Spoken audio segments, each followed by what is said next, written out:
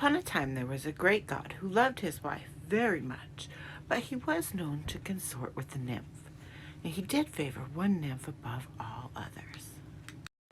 Her name was Penelope. Now with Penelope he created a child, and when this demigod was born, it was born in its full adult form, with the torso of a man and the legs and horns of a goat. And this child pleased the gods, and they adored him and called him Pan. Pan was to become the god of the hunt and of the forest. He spent his days sleeping and consorting with the other nymph. Now some of the nymph would refuse his advances. I mean, he did have the legs of a goat. His whole bottom half, in fact. Cringe. Can't blame them. But he was a demigod, so it's not like he went without. So he did find himself in the throes of a major crush, completely obsessed with this one nymph. Now, she didn't reject him because he was half goat. Oh no. She rejected him because above everything else, above all of her pride and her joy was her chastity.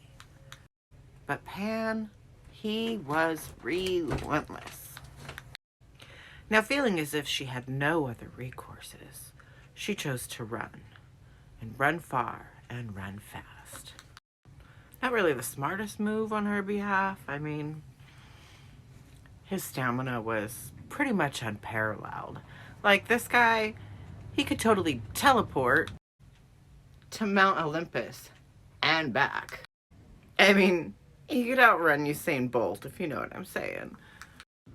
So she ran as far as she could, and falling to her knees and clutching her side and gasping for breath, she realized she could not outrun him. So she began to pray and pray and pray to the river nymph.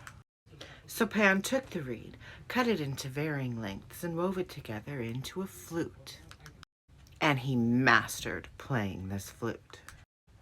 Now, being egocentric, as you would imagine a demigod would be, he believed he was the greatest flute player ever. So much so, he challenged a god to a musical playoff, a duel, if you will. Spoiler, Pan lost. I mean, you would think that would be a humbling experience, right?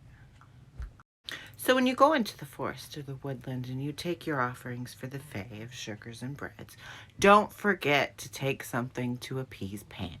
He is known to be quite the trickster. And sometimes his pranks, well, they border on the malevolent. So much so that in some circles, he's considered a demon. Well, that and the whole, goat thing. People are really creeped out by goats. I don't know anything about goats, except for my mom. She was born in the 40s. She was raised on goat milk. She also chopped the heads off of chickens for dinner. Do people even eat goat?